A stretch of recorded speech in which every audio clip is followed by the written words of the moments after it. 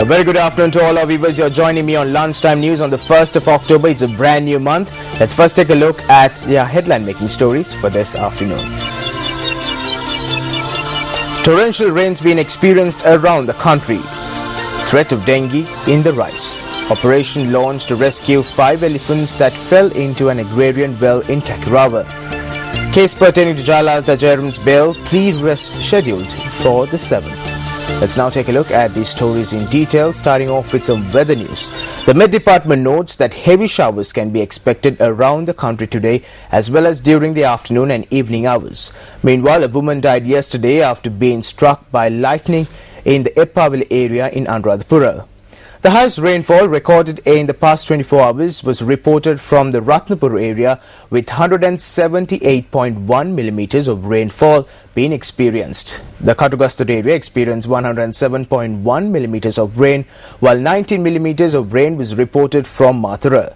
The Mid Department also noted that drought-ravaged Kurunagal experienced 162.6 millimeters of rain, while the Maha Iluppam area experienced 71.1 millimeters of rain. According to our correspondent in Kurunagal, water levels in the Vilgod area, which was inundated following torrential rains yesterday, have begun to recede. Area residents charged that the area was inundated due to the drainage system in the area being blocked. This was a situation witnessed in the Savasipura and Alankulam areas due to the extreme weather. According to our correspondent, the rainfall, which lasted around 1 hour, was accompanied by strong winds. An unfortunate incident where the driver of a three-wheeler died opposite the Colombo University was reported last night. The death occurred when a tree branch fell on a three-wheeler in which the victim was travelling in. According to the police, the victim was admitted to the Colombo National Hospital with serious injuries following the accident, which occurred at 9 p.m. yesterday. The deceased has been identified as a 48-year-old. Assistant Director of the Disaster Management Centre Pradeep Kodipelle stated that the landslide warning that was issued for 5 districts continues to remain in place due to the extreme weather conditions prevalent in the areas. The warning issued by the National Building Research Organisation warns residents of the Matale, Kandy, Norelia and Kegol districts as well as residents of the Kurunagal Divisional Secretariat area to remain vigilant due to the possibility of landslides. Duty meteorologist Chana Rodrigo meanwhile explained about the weather forecast for the next 24 hours. Showers or thunder showers will be fairly widespread over the island during the afternoon and night. Heavy falls, more than 100 mm, are also likely at some places in the Savarakamu, central, southern and Ua provinces. Showers will occur in the western and southern coastal areas during the morning too. There may be temporary localized storm winds during the thunder showers. General public is kindly requested to take adequate precautions to minimize the damages caused by lightning activities during the thunder showers. I am Chana Rodrigo, duty meteorologist. Meanwhile, the heavy rains have caused water levels of hydropower reservoirs to increase to 50%. Deputy General Manager of the CEB, Senajit Dasanayake, noted that hydropower accounted for 27% of the total electricity output yesterday. Meanwhile, the Ministry of Health has issued a warning about the possible threat of dengue due to the inclement weather. Director of the Epidemiology Unit of the Ministry of Health, Specialist Dr. Paba Palihavardhana, has urged the public to keep their surroundings clean in order to curtail the threat posed by dengue. Moving on to more local news now. Today is World Children's and Elders Day. The national event in view of the World Children's Day will be celebrated today under the theme Protect Us with Love. The theme for World Elders Day commemoration is Leaving No One Behind, Promoting a Society for All.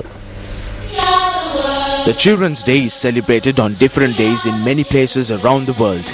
International Children's Day is celebrated on the 1st of June, while Universal Children's Day is on the 20th of November. Sri Lanka celebrates Children's Day on the 1st of October. The International Children's Day had its origin in Turkey in 1920 and later in the World Conference for the Well-being of Children in Geneva, Switzerland in 1925. The idea of Universal Children's Day was adopted by the United Nations General Assembly in 1954 to protect the children working long hours in dangerous circumstances and allow all children access to an education. The national event in view of the World Children's Day will be celebrated today under the theme Protect Us with Love. However, many incidents where lives of children were at risk were reported in the recent past. Kidnapping, abuses and murders and incidents of child labor were some of those unpleasant incidents. The UN International Day of Older Persons is celebrated annually on October 1st to recognize the contributions of older persons to society and to examine issues that affect their lives. On the 14th of December 1990, the United Nations General Assembly designated the 1st of October the International Day of Older Persons. It is a special day for older persons or senior citizens all over the world. In many countries, events that focus on senior citizens are conducted at this time of the year, while the media also highlight various issues facing the elderly and discuss contributions they have made to create a better society. The World Health Organization, which is the UN's directing and coordinating authority for health-related issues, and other groups have been actively involved in promoting public awareness and attention on the International Day of Older Persons.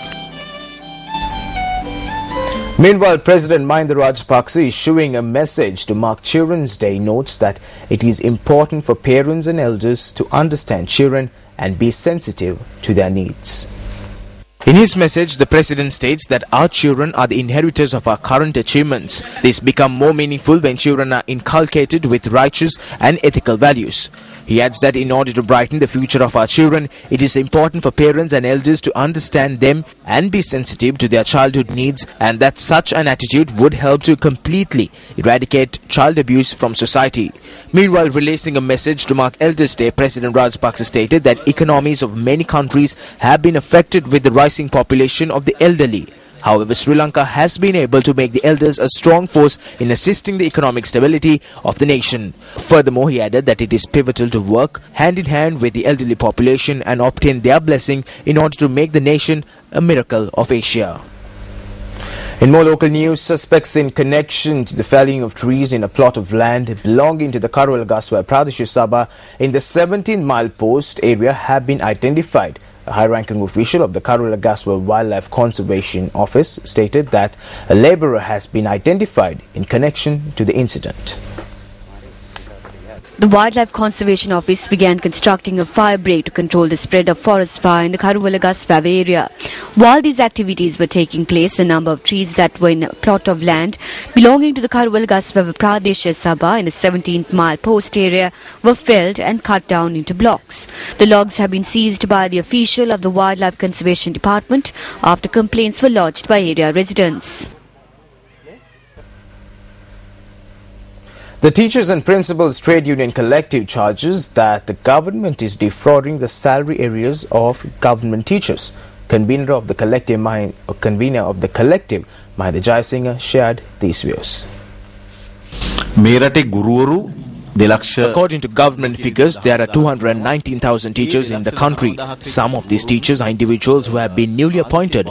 However, majority of the teachers are facing a serious issue with regard to promotions. The last promotions were given to teachers in December 2012. It has been 4 years and a majority of the 219,000 teachers have been becoming stagnant in one position. The other problem that they are facing is the non-payment of salary arrears. In addition, nearly 15,000 principals have not been granted promotions since 2008. What we have seen in the past is that when salary arrears accumulates, the government is unable to pay it, and as a result, they defraud this money. This is a serious issue. 5 elephants that fell into the agrarian well in the Mondragolagam area in Horapolla, Kakirawa were rescued today. 5 elephants that came in search of food and water had fallen into the well in Mondragolagam.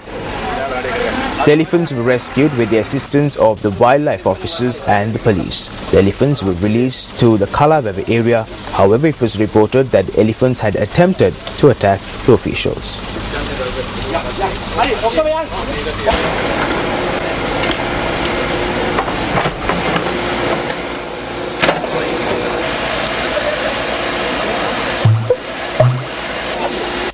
Well, that's a wrap of Lunchtime News for today. Thank you for joining us. For the Newsfirst team, I'm Joel Outskun. Take care and good luck.